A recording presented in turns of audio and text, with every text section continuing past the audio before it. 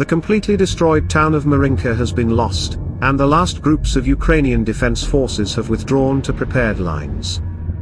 Right now the situation is becoming critical on the outskirts of neighboring Novomykhailovka. Abandoning this village is a highly undesirable step, but unfortunately it is only a matter of time before this decision has to be made. The main events in the future will unfold on the Marinka-Vugleda highway, including the activation of the enemy in the Vugleda direction. The stubborn desire of the Russian command to take control at any cost of the Marinka ruins, which Russian troops have been storming for more than a year and a half, was due not only to the desire to report a great victory, but also to utilitarian operational and tactical considerations. Here's the thing. The Ukrainian bridgehead, located east of the Marinka-Vugleda road, had long been a bone in the throat.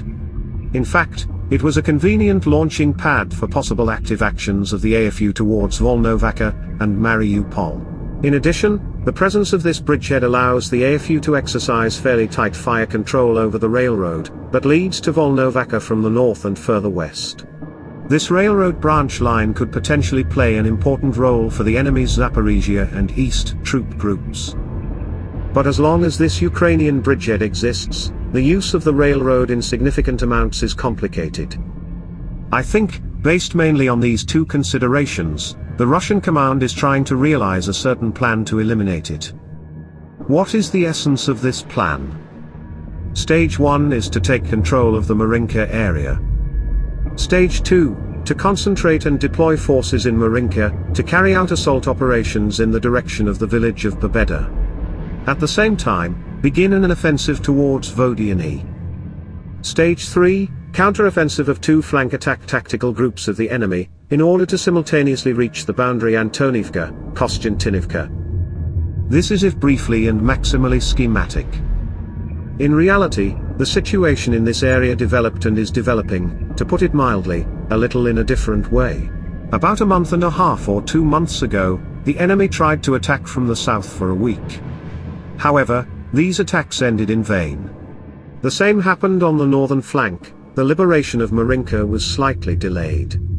Thus, the possibility of organizing a full-fledged offensive towards the village of Pobeda from that side was also delayed.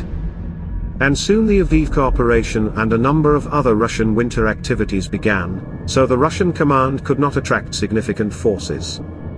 This clearly triggered a revision of the meaning and content of the enemy plan to solve the Vugleda protrusion problem. And the enemy command organized for several weeks active offensive actions on Novomykhailovka. At the moment, the enemy has managed to break through close to the village.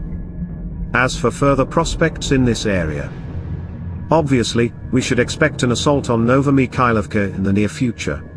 Also, the enemy will continue its attempts to break through from the north to the south, towards Kostantinivka. But the Ukrainian defense forces are already ready to meet them.